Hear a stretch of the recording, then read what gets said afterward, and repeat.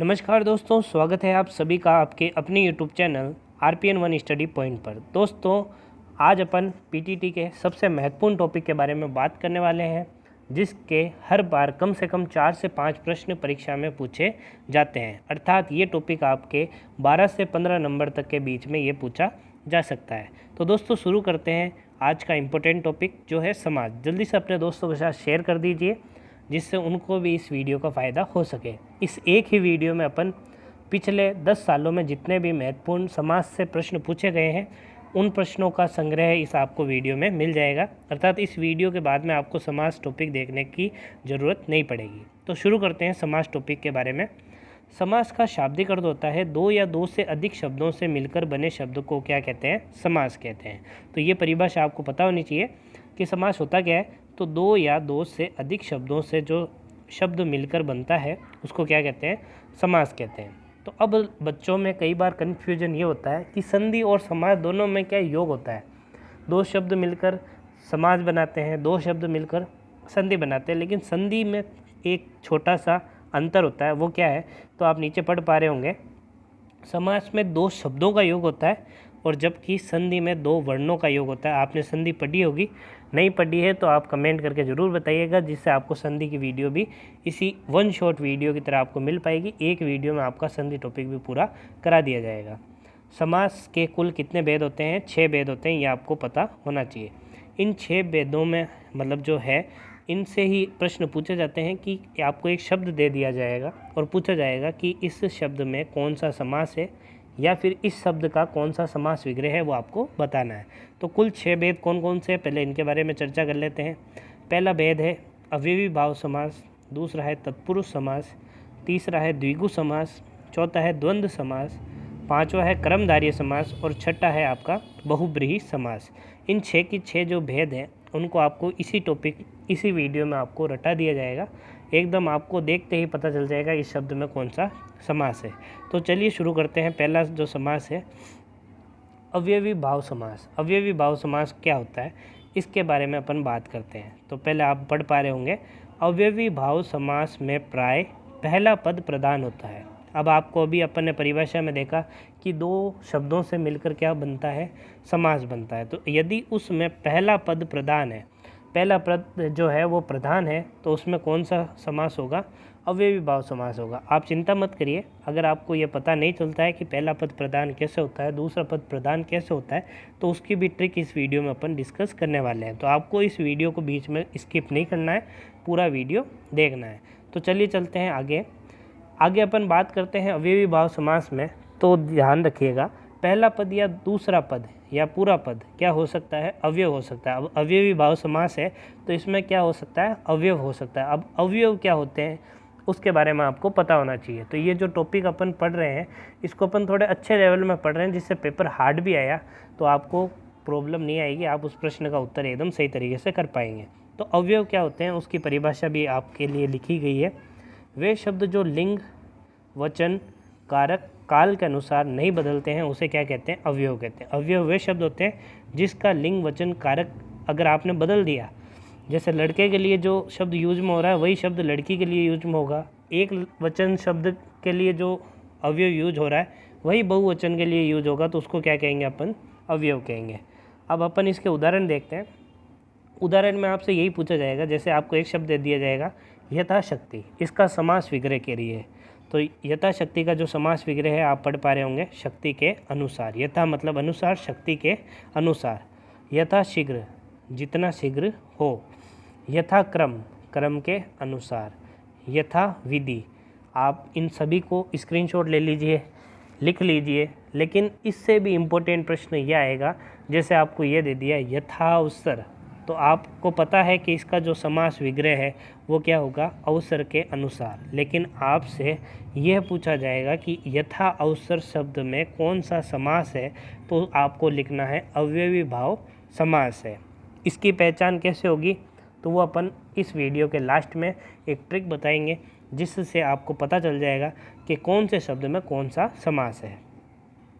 यथेच्छा मतलब यथा शब्द के जितने भी शब्द आ रहे हैं, अभी आपने देखा यथा शब्द है तो अधिकतर उसमें कौन सा मतलब समास होगा? अव्ययी भाव समास होगा, इच्छा के अनुसार। प्रतिदिन, प्रतिदिन का अर्थ होता है प्रत्येक दिन, दिन दिन या हर दिन। आपको प्रत्येक दिन भी मिल सकता है ऑप्शन में, दिन दिन भी मिल सकता है, हर दिन भी मिल सकता है इसका समास विग्रह। प्रत्येक, प्रत्येक का समास विग्रह हर एक भी हो सकता है, एक एक भी हो सकता है, प्रति एक भी हो सकता है।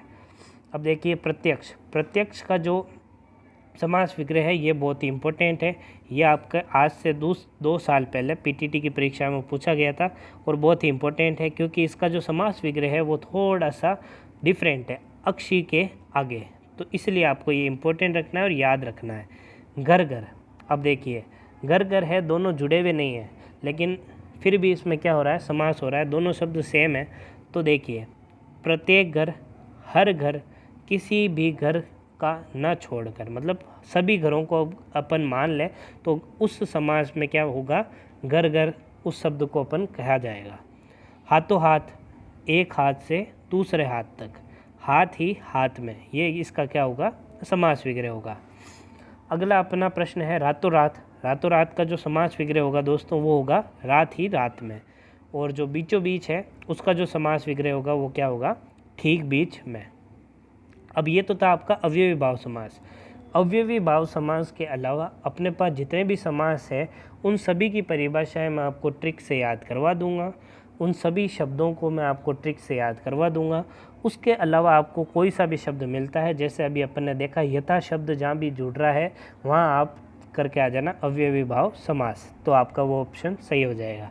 उसके अलावा अपन 5 जो समास है उनके सभी अपन रट लेंगे। उसके अलावा जो भी आया समास तो वो कौन सा समास होगा, आपके अव्ययी भाव समास। तत्पुरुष समास, ये आप जरूर ध्यान रखना। तत्पुरुष समास की सबसे पहले परिभाषा में ध्यान रखते हैं, फिर आपको बताते हैं कि आपको इसको कैसे याद रखना है। तत्पुरुष समास में दूसरा पद प्रधान होता है। अव्ययी भाव में कौन सा पद प्रधान होता है, पहला, और तत्पुरुष में दूसरा। पुरुष बाद में आ रहा है ना, तो पुरुष मतलब ये समझ लीजिए पुरुष दूसरे नंबर पर, दूसरा पद क्या होगा इसमें प्रधान होगा। अर्थात विभक्ति का लिंग वचन दूसरे पद के अनुसार होता है। इसमें दूसरा पद प्रधान होता है तो लिंग और वचन किसके अनुसार बदलेगा, दूसरे पद के अनुसार बदलेगा। और पहले वाले जिसमें अपन ने अव्ययी भाव पढ़ा था उसमें किसके अनुसार बदल रहा था, प्रथम पद के अनुसार। प्रथम पद क्या होता था, उसमें प्रधान होता था, या फिर क्या होता था, पूरा ही पद क्या होता था, अव्यय होता था। इसका विग्रह करने पर कर्ता व संबोधन की विभक्ति में ने, हे, ओ, अरे के अतिरिक्त किसी भी कारक की विभक्ति प्रयुक्त होती है तथा विभक्तियों के अनुसार ही इसके उपभेद होते हैं। जैसे तत्पुरुष जो समास है उसके उपभेद भी होते हैं, उसके टाइप भी अलग अलग है। आपने कारक टॉपिक पढ़ा होगा, जब जैसे बचपन में अपन देखते हैं, आपने वो टेबल पढ़ी होगी, कर्ता ने कर्म को करण से संप्रदान के लिए अपदान से अलग होना, संबंध का के की अधिकरण में पे पर संबोधन है वो अरे। तो जैसे कर्ता ने आता था तो यहाँ कर्ता ने इसको उपयोग में नहीं लिया जाएगा। और जो संबोधन है ओ अरे, ये जो आपको विभक्तियाँ दिख रही है इनके अलावा आपको सारी विभक्तियाँ इस समास में देखने को मिलेगी। जैसे कि पहला जो टाइप है वो आपके क्या है, कर्ता आता है कर्ता ने, लेकिन कर्ता ने इस कारक में नहीं आएगा। पहला टाइप इसमें हो जाएगा कर्म को। तो देखिए अब याद कैसे रखना है, आपको शब्द का जब टुकड़े करोगे ना तो उसमें बीच में क्या आ जाना चाहिए, को, ठीक है। तो आपको पता चल जाएगा इसमें कौन सा कारक है, कर्म तत्पुरुष है, ठीक है। आपको कारक की वो टेबल याद होनी चाहिए। मैं एक बार वापस रिपीट कर रहा हूँ, आपको सुनकर याद हो जाएगी। कर्ता ने कर्म को करण से संप्रदान के लिए अपादान से अलग होना, संबंध का के की अधिकरण में पे पर संबोधन है हो अरे। लेकिन यहाँ पर आपको कर्ता ने और संबोधन है हो अरे का यूज में नहीं आएगा। तो कृष्णार्पण, देखिए कृष्णार्पण, कृष्ण को अर्पण। अब देखिए बीच में क्या शब्द आया, को, तो आपको पता चल जाएगा इसमें कौन सा समास है। तो कर्म तो पता चल गया, कर्म को होता है ना, तो बीच में शब्द कौन सा जुड़ रहा है आपके, को, तो आपको पता चल जाएगा कौन सा समास है, कर्म। लेकिन कर्म किस में है, तत्पुरुष में, ये भी आपको ध्यान रखना है। अगला देख सकते हैं आप सुखद। अब सुखद क्या है, नेत्रों को सुखद, ठीक है। तो किसको सुखद हो रहा है, ये नेत्रों को। बीच में कौन सा शब्द जुड़ रहा है, को, तो कर्ता ने कर्म को, तो कर्म तत्पुरुष का ये उदाहरण हो गया। अगला है आपका वन गमन। अब वन को गमन, वन को गमन, वन में जाने, ठीक है। तो को शब्द जुड़ रहा है, अर्थात कौन सा समास हो गया, आपके तत्पुरुष समास हो गया। जेब कतरा, जेब को कतरने वाला, ठीक है। तो बीच में इसमें भी कौन सा शब्द जुड़ रहा है, को जुड़ रहा है, तो इसमें भी कौन सा समास हो गया, तत्पुरुष समास हो गया। लेकिन तत्पुरुष में भी कौन सा हो गया, तो कर्म तत्पुरुष हो गया, ठीक है। अब देखिए प्राप्तोदक, उदक को प्राप्त, ठीक है, इसमें भी कौन सा शब्द जुड़ रहा है, को जुड़ रहा है, तो आपको पता है ये कौन सा समास हो गया, तत्पुरुष। अर्थात कारक की विभक्तियाँ जहाँ जुड़ेगी उस समास को क्या कहेंगे अपन, तत्पुरुष समास कहेंगे। ये तो इसका पहला टाइप था। दूसरा टाइप था करण से, ठीक है, के द्वारा। अब से मतलब दो टॉपिक में जुड़ेगा, ये दो समास में जुड़ेगा से, लेकिन करण के द्वारा होता है। से मतलब क्या, के द्वारा। ईश्वर प्रदत्त, अब देखिए ईश्वर से प्रदत्त, ईश्वर के द्वारा प्रदत्त, तो ये जब होगा तो वो कौन सा होगा, आपको कारक पता होना चाहिए। कारक कौन सा है, ये करण कारक है, तो इसमें समास कौन सा हो जाएगा, करण तत्पुरुष समास होगा, ध्यान रखना। कारक से रिलेटेड जितने भी आपके शब्द हैं उसमें कौन सा समास होता है, तत्पुरुष समास होता है। हस्तलिखित, हाथ से लिखित, हाथ के द्वारा लिखित या फिर हाथ से लिखित, करण तत्पुरुष हो गया। तुलसीकृत, तुलसी के द्वारा रचित या फिर तुलसी से रचित, ठीक है, तो ये भी आपका क्या हो गया, आपका तत्पुरुष हो गया, वो भी कौन सा, करण तत्पुरुष। दयाद्र, ये जरूर ध्यान रखना, बहुत ही अच्छा शब्द है दयाद्र। दयाद्र का आपको समास विग्रह भी याद रखना है, दया से आद्र, ठीक है, अर्थात दया से भीगा हुआ, तो इसमें भी आपको कौन सा समास है, करण तत्पुरुष आपको याद रखना है। रत्न जड़ित, रत्नों से जड़ित या फिर रत्न द्वारा जड़ित, तो ये भी आपका कौन सा शब्द जुड़ रहा है, इसमें से जुड़ रहा है या फिर के द्वारा जुड़ रहा है, तो आपका कौन सा शब्द हो जाएगा, करण तत्पुरुष। ये जरूर ध्यान रखना। अगला जो टॉपिक है, वीडियो पसंद आ रहा है तो वीडियो को लाइक करें, पूरा देखिए, आपको एक या दो बार इस वीडियो को देखेंगे तो आपको समास टॉपिक एकदम क्लियर हो जाएगा। ऐसे ही मैं आपके हर एक समास से कम 7-8 एग्जाम्पल लेकर आया हूँ जो कि पुरानी परीक्षाओं में पूछे जा चुके हैं। संप्रदान तत्पुरुष, अब ये क्या होता है, तो संप्रदान तत्पुरुष में कारक में कौन सा शब्द जुड़ता है, के लिए, ये जरूर ध्यान रखना। के लिए शब्द जुड़ेगा तो वो कौन सा आपके समास होगा, संप्रदान तत्पुरुष। जैसे कि हवन सामग्री, तो हवन के लिए सामग्री, अब अपन को पता है हवन के लिए सामग्री होगी, अब ऐसा तो होगा नहीं हवन को सामग्री, ये आप मतलब बेसिक नॉलेज से भी आप बता सकते हैं कि इसमें कौन सा मतलब कारक यूज में हो रहा है। जैसे विद्यालय, अब विद्यालय क्या होता है, विद्या प्लस आलय, ठीक है, ये तो होगी इसकी संधि। इस शब्द है ना विद्यालय, इसमें आपको संधि भी पूछी जा सकती है, विद्या प्लस आलय, कौन सी संधि है, स्वर संधि, स्वर में भी कौन सी, दीर्घ संधि। अब विद्यालय शब्द है, विद्या के लिए आलय, मतलब विद्या के लिए जो स्थान है वो विद्यालय है, दो शब्दों से मिलकर बना हुआ है, लेकिन शब्द कौन सा जुड़ा बीच में, के लिए, इसलिए कौन सा समास हो गया, ये संप्रदान तत्पुरुष समास हो गया। गुरु दक्षिणा, अब गुरु के लिए दक्षिणा, अब यहाँ पर कई बार लिखा हुआ जाता है गुरु को दक्षिणा, तो उसमें भी आपको ध्यान रखना है कौन सा समास होगा, संप्रदान तत्पुरुष समास होगा। अब बलि पुरुष, अब बलि, तो अगला है जैसे आपका बलि पशु। अब बलि पशु का अर्थ आप जानते हैं, जिस पशु की बलि दी जाने वाली है उसको कहेंगे अपन बलि पशु, ठीक है। तो इसमें कौन सा शब्द आपके जुड़ रहा है, के लिए, तो के लिए आपको जुड़ रहा है, तो आपको देखते ही पता चल जाएगा इसमें कौन सा समास है। अगले समास के बारे में बात करते हैं तो वो है आपादान तत्पुरुष। इसका भी जो शब्द जुड़ता है इसमें भी से जुड़ता है, ध्यान रखना। कर्ता ने कर्म को करण से, करण में भी क्या जुड़ रहा है, से, लेकिन से जो होता है इसमें किसके लिए जुड़ रहा है, से पृथक, मतलब दो चीज़ें जब अलग हो रही है तो अपन कौन सा समास देंगे, आपादान तत्पुरुष। लेकिन किसी के द्वारा काम किया जा रहा है तो अपन कौन सा समास देंगे, करण तत्पुरुष, ध्यान रखना। कर्ता ने कर्म को करण से, ठीक है, करण में भी क्या जुड़ रहा है, से जुड़ रहा है, आपादान में भी क्या जुड़ रहा है, से जुड़ रहा है। किसी के द्वारा काम किया जा रहा है तो उसमें कौन सा होगा, करण। तो ये ऐसे याद रख सकते हो, करण के द्वारा काम किया जा रहा है और आपादान से क्या हो रहा है, अलग हो रहा है, ठीक है। तो अब इसके उदाहरणों के बारे में बात करते हैं अपन। तो पहला उदाहरण है आपका ऋण मुक्त, बहुत ही इंपॉर्टेंट उदाहरण है, ऋण से मुक्त, आप ऋण से अलग हो रहे हैं, इसलिए इसमें क्या समास हुआ, आपादान तत्पुरुष। अब देखते हैं अगला पदच्युत, ठीक है। अब पद से च्युत, ठीक है, अब इसका अर्थ क्या होता है, पद से अलग होना। पद से आपका मान लीजिए पद से आपको हटाया जा रहा है तो इसमें आपको इस शब्द का समास विग्रह मिलेगा। मार्ग भ्रष्ट, मार्ग से भ्रष्ट, आप मार्ग से मतलब रास्ते से चल रहे हो, रास्ते से भटक रहे हो, तो इसमें आपको इस समास का प्रयोग मिलेगा। धर्म विमुख, धर्म से विमुख, ठीक है, धर्म से जो आदमी अलग हो जाता है तो उसके लिए अपन जो समास शब्द का प्रयोग करते हैं वो है धर्म विमुख।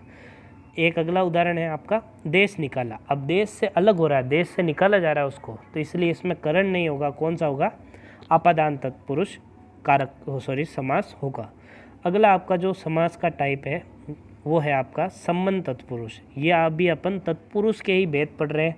इस जो आपकी परीक्षा होने वाली है इसमें सबसे ज़्यादा जो प्रश्न पूछा जाता है वो है तत्पुरुष समास से पूछा जाता है। तो जो अगला है आपका संबंध तत्पुरुष, इसको ध्यान रखना। उदाहरण है आपके मंत्री परिषद, इसमें शब्द जो जुड़ते हैं वो होता है का, के, की, ठीक है। मंत्री परिषद, मंत्रियों की परिषद, शब्द कौन सा जुड़ रहा है, की जुड़ रहा है, ठीक है। आपको मतलब वो कारक की जो सारणी है वो याद है तो आपको तत्पुरुष समास में कोई भी दिक्कत नहीं आएगी, आप जल्दी से पढ़ पा रहे होंगे। प्रेम सागर, प्रेम का सागर। राजमाता, राजा की माता।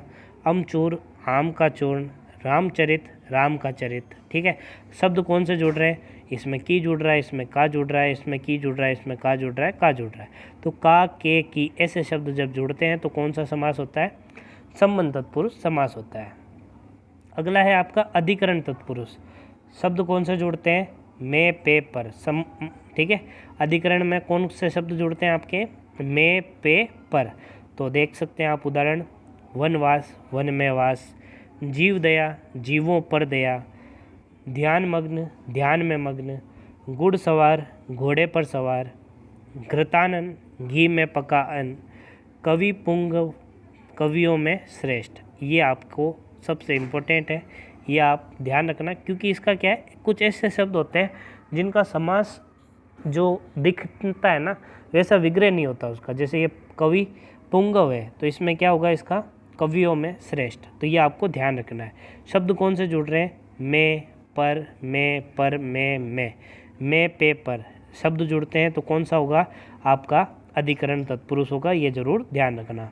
तो ये थे आपके कौन सा समास, तत्पुरुष समास। तत्पुरुष में ये ध्यान रखना, कर्ता और संबोधन वो विभक्तियाँ नहीं जुड़ती है, कर्ता ने और संबोधन है वो अरे नहीं जुड़ता है।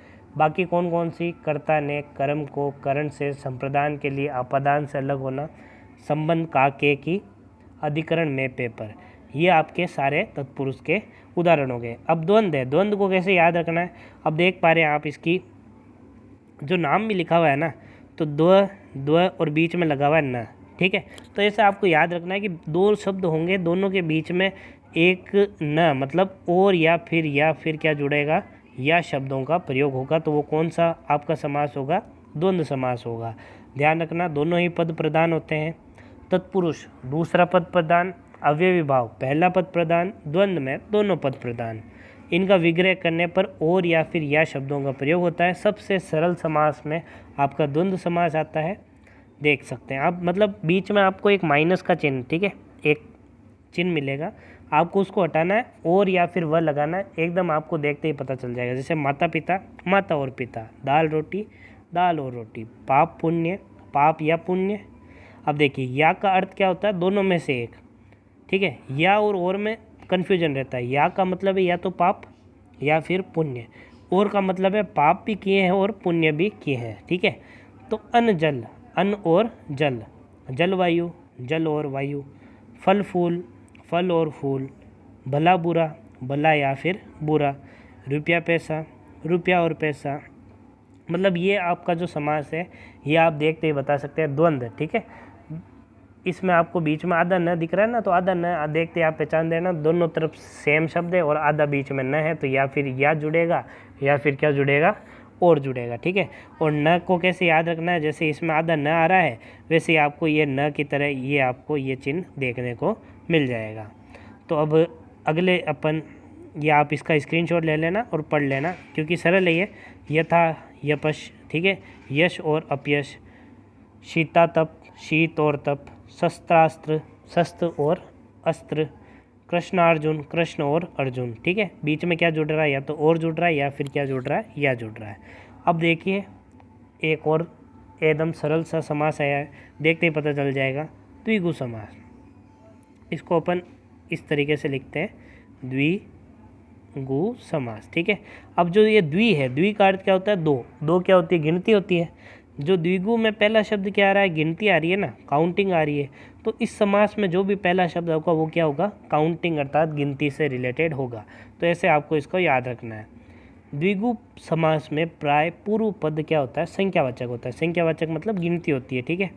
अब 4 वर्णों का समाहार होता है इसमें। पंचामृत, ये आपका एक उदाहरण है, ये आपका मिसप्रिंट हो गया है, आप नीचे से देख पा रहे हैं। पंचामृत, अगला उदाहरण देख लीजिए।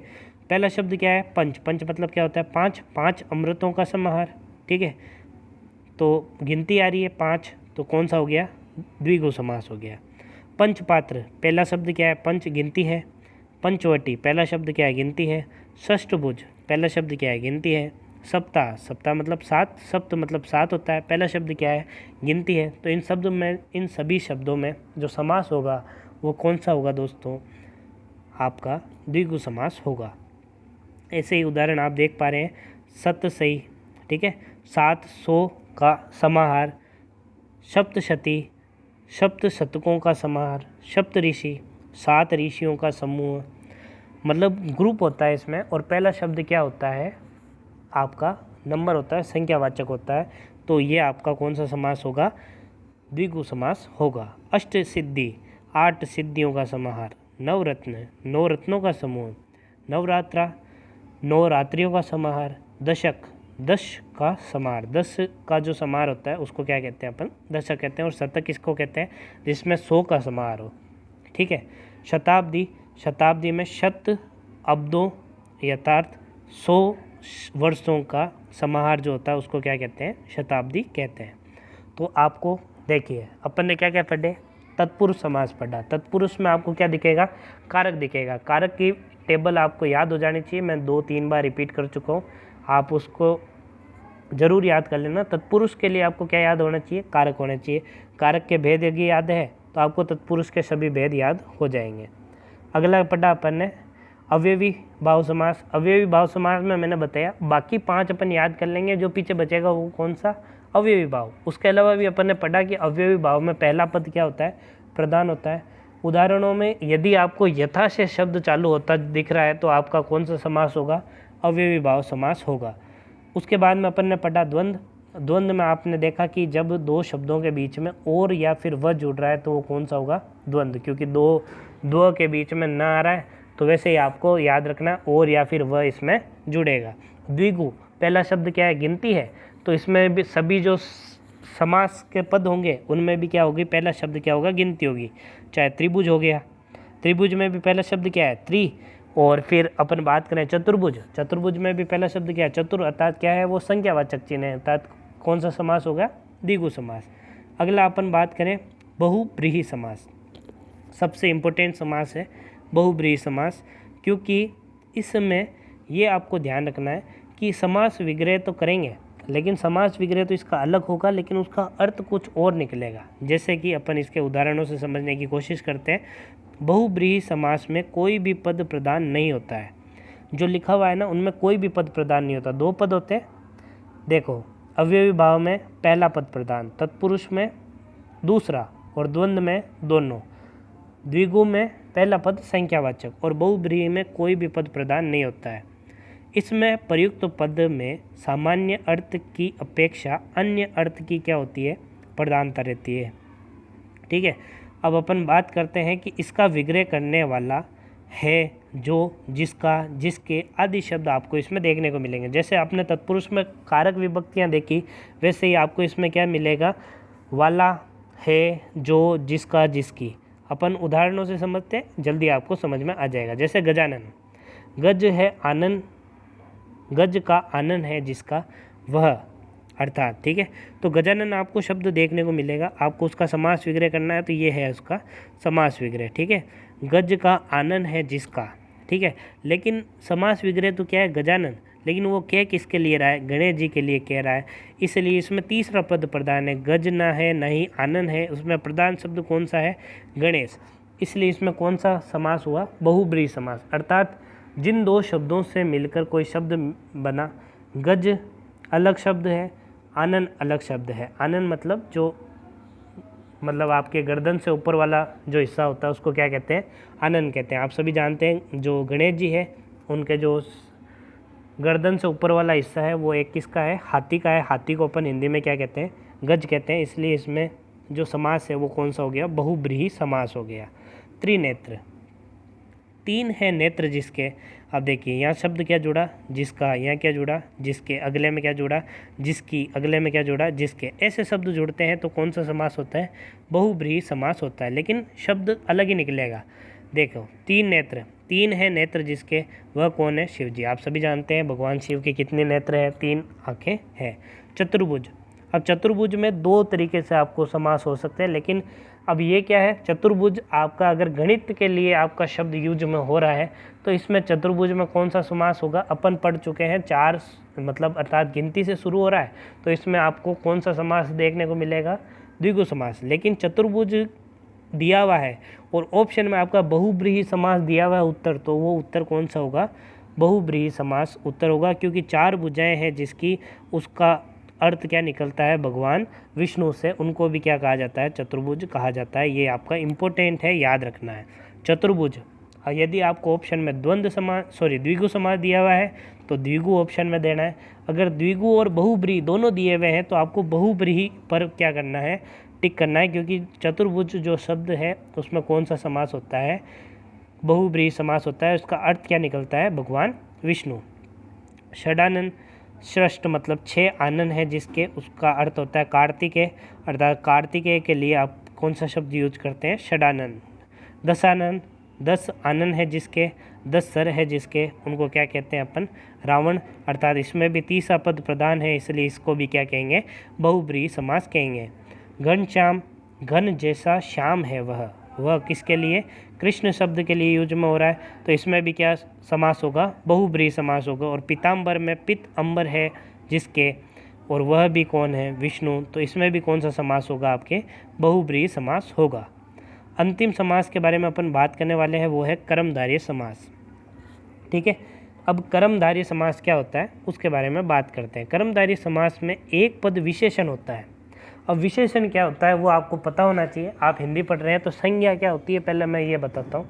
किसी भी व्यक्ति, विशेष वस्तु, किसी का भी नाम है इस दुनिया में, किसी भी चीज़ का नाम है उसको क्या कहेंगे अपन, संज्ञा कहेंगे। दूसरा टॉपिक अपन हिंदी शुरू करते हैं तो पढ़ते हैं सर्वनाम। यदि उस नाम की जगह अपन यह, मैं, तुम ऐसे शब्दों का प्रयोग कर रहे हैं तो उसको क्या कहेंगे अपन, सर्वनाम कहेंगे। ठीक है, यदि किसी का नाम दिया हुआ है तो उसको अपन क्या कहते हैं, संज्ञा कहते हैं। यदि उस शब्द की जगह अपन यह, मैं, तुम ऐसे शब्दों का प्रयोग करते हैं तो उसको क्या कहते हैं, सर्वनाम कहते हैं। यदि उस शब्द की कुछ तारीफ कर रहे हैं, बुराई कर रहे हैं, उसकी विशेषता बता रहे हैं तो उस शब्दों को क्या कहते हैं अपन, विशेषण कहते हैं। कर्मधारय, कर्म मतलब क्या होते हैं, जो काम होते हैं, और काम की क्या बताते हैं लोग, विशेषता बताते हैं। तो ऐसे आपको याद रखना है, अगर किसी शब्द में किसी की विशेषता बताई जा रही है तो उसमें कौन सा समास होगा, कर्मधारय समास होगा। मैं वापस से रिपीट कर रहा हूँ सारे समास के बारे में, ध्यान से सुनना।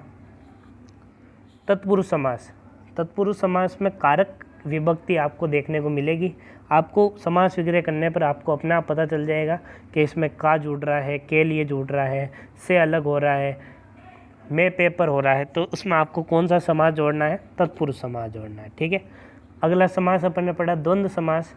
दोनों शब्द प्रधान होते हैं, बीच में न अद आ रहा है ना, इसलिए आपको और या फिर वह जोड़ने को मिलेगा। द्विगु समास, द्विगु में आपको पहला शब्द द्वि मतलब गिनती देखने को मिल रही है तो आपको गिनती देखने को मिलेगी इस पूरे समास में। फिर बहुब्रीहि समास, बहुब्रीहि मतलब ठीक है, बहु इम्पोर्टेंट है तो इसलिए आप ये देख सकते हैं कि तीसरा ही अर्थ निकलेगा इसमें। ठीक है, तो तीसरा अर्थ जब निकलता है तो वो कौन सा होता है, बहुब्रीहि समास। अब कर्मधारय समास, कर्म की कोई तारीफ बुराई कर रहा है तो उसको क्या कहेंगे अपन, कर्मधारय समास कहेंगे। जैसे कि पुरुषोत्तम, पुरुष में जो है उत्तम। ठीक है, उत्तम मतलब क्या होता है, सबसे अच्छा, तारीफ हो रही है। नील कमल, अब देखिए कमल है, उसकी तारीफ हो रही है कि वो नीला है, उसकी विशेषता बताई जा रही है, नीला है। लाल है, पीला है, तो उसकी विशेषता बताई जा रही है, तो कौन सा हो गया? कर्मधारय समास। महापुरुष, महान है जो पुरुष, इसमें आपको ध्यान रखना है, पुरुष है जो महान, ठीक है। तो ये तो आपका समास विग्रह होता है। अब पुरुष की क्या हो रही है, इसमें विशेषता बताई जा रही है कि वो क्या है? महान है, तो इसमें कौन सा समास हो गया? कर्मधारय समास हो गया। घनश्याम, देखिए ये इंपॉर्टेंट है। घनश्याम अभी अपन ने बहुब्रीहि समास में भी पढ़ा था। यदि आपको दोनों ऑप्शन में मिलते हैं तो आपको बहुब्रीहि समास लगा के आना है, ठीक है। घनश्याम का अर्थ क्या होता है? भगवान कृष्ण से होता है। लेकिन यदि आपको ऑप्शन में बहुब्रीहि समास नहीं दिख रहा है तो आपको वो ऑप्शन कौन सा चूज करना है? कर्मधारय समास यूज करना है, ठीक है। अब घनश्याम के बाद में पीताम्बर, ये भी आपका रिपीट हुआ है। मतलब कुछ ऐसे शब्द आपको याद रखने हैं कि आप पढ़ के जाइए कि ये बहुब्रीहि समास में, यदि आपको ऑप्शन में बहुब्रीहि समास नहीं मिला तो वो कौन सा समास है? आप अलग अलग समास देख पा रहे हैं, ये कर्मधारय समास है। महर्षि, महान है जो ऋषि। नराधम, अधम है जो नर। अधमरा, आधा है जो मरा, ठीक है। तारीफ या बुराई या फिर उसकी विशेषता बताई जा रही है, मरा हुआ है लेकिन आधा है। रक्तांबर, रक्त के रंग का, अर्थात लाल जो है अंबर, ठीक है। लाल रंग का जो अंबर होता है उसको क्या कहते हैं अपन? रक्तांबर। अब इसका मतलब ये तो है नहीं वो खून का अंबर है, ठीक है। तो ये अभी अपन ने सभी 6 समासों के बारे में पढ़ा। आप आराम से बता सकते हैं। मैं वापस नीचे से चालू कर रहा हूँ। अपन ने सबसे लास्ट में पढ़ा कर्मधारय समास। किसी की विशेषता, बुराई, तारीफ, ये चीज़ दिखाई देगी, कैसा कलर है, मोटा है, पतला है, लाल है, पीला है, ऐसा चीज़ आपको शब्द देखने को मिलती है तो वो कौन सा समास होगा? कर्मधारय समास होगा, ठीक है। आप सभी जो समास विग्रह है उनको आप ज़रूर एक बार पढ़ लेना। जैसे आप ऑप्शन में देखोगे तो आपको वो अपने आप पता लग जाएगा। लेकिन सबसे ज़्यादा जो प्रश्न पूछे जाते हैं वो आपको समास विग्रह से नहीं पूछे जाते, समास का नाम पूछा जाता है कि इस शब्द में कौन सा समास है। उसके बाद में अपन ने पढ़ा था बहुब्रीहि समास, ठीक है। इसका अर्थ अर्थात 2 शब्द जिनसे मिलकर बना हुआ है उन दोनों से अलग ही तीसरा शब्द मिलकर बन जाता है। एक एग्जाम्पल त्रिनेत्र, 3 है नेत्र, जिसके अर्थ क्या निकला? भगवान शिव जी से। तो इसमें तीसरा ही शब्द निकल गया, तो वो कौन सा? बहुब्रीहि समास। उससे पहले अपन ने पढ़ा था द्विगु समास। द्विगु में पहला शब्द द्वि मतलब गिनती है, तो इसमें सारे शब्दों में गिनती ही पहले होगी। पंच, पंच, पंच, षष्ठ, सप्त, सप्त। तो ऐसे शब्द आपको कौन से समास में मिलेंगे?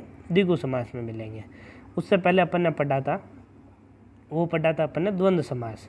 द्वंद्व में द्व और बीच में क्या रहना है? तो इसमें एक डंडी आएगी, उसकी जगह आपको हटा के और या फिर वह लगाना है, तो उसको कौन सा समास कहेंगे अपन? द्वंद्व समास कहेंगे। तो द्वंद्व समास भी सरल है। उससे पहले अपन ने जो सबसे बड़ा समास है वो पढ़ा था तत्पुरुष समास। तत्पुरुष समास में आपको कारक की विभक्तियाँ प्रयोग में आएगी। और उससे पहले अपन ने पढ़ा था अवयवी भाव समास, जो इन 5 समास में नहीं है, वो कौन सा है? अवयवी समास। तो दोस्तों उम्मीद करता हूँ आपको ये वीडियो पसंद आया होगा और समाज से रिलेटेड जितने भी आपके डाउट हैं वो क्लियर हो गए होंगे। तो दोस्तों मिलते हैं अगले वीडियो के साथ, जब तक तैयारी करते रहिए। धन्यवाद।